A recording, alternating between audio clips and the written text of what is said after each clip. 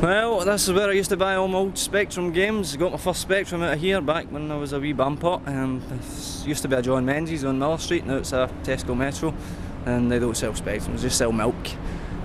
So, changed days. Happy memories though. Oh look, here's a pile of old games I used to play quite a lot.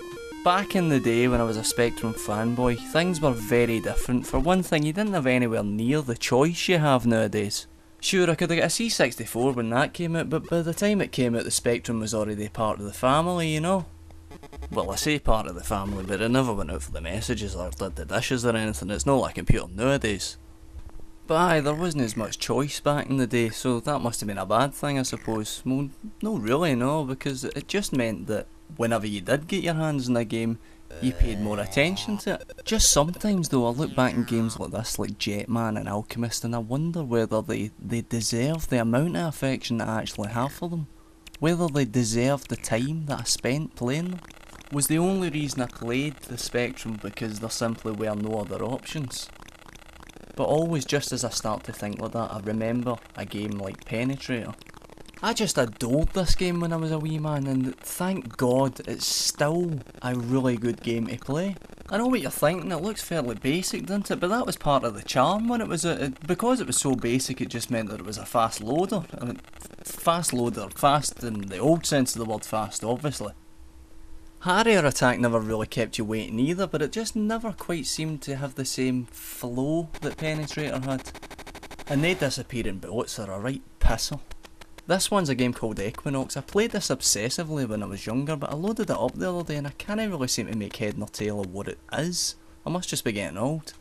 This obviously is Paperboy. There was a time when you were a Spectrum Games player that everybody seemed to be playing Paperboy. It's maybe a shocking confession, but Paperboy was never actually one of my preferences. I think I only ever played it out of peer pressure. This one on the other hand doesn't really come down to preference. It is actually illegal to talk about great Spectrum games and not mention Manic Miner. Now if you say you don't like Manic Miner, then I say you're a freak and you need to be in a grave, because Manic Miner sparkles. It sparkles like no other Spectrum game can. It sparkles like classy Freddie Blassie and Ric Flair in a barrel full of diamonds. And that right there that you're watching right there is part of gaming history.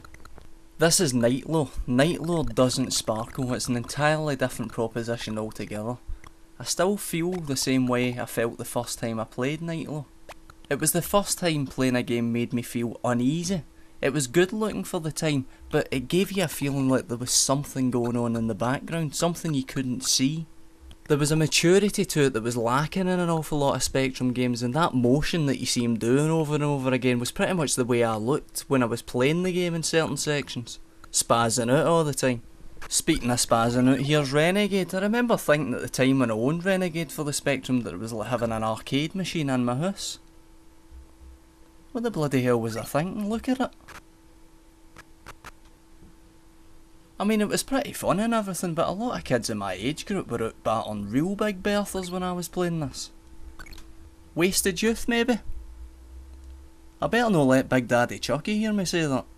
Because for a good number of years now I've had the knowledge that I owe Chucky Egg and its creator Nigel Alderton a debt of gratitude.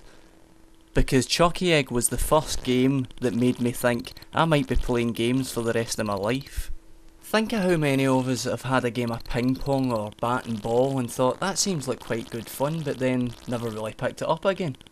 And consider that that's how most people feel about computer games. So how could I have chosen anything other than Chucky Egg as my favourite Spectrum game, because without it I might have ended up presenting Ping Pong Vania.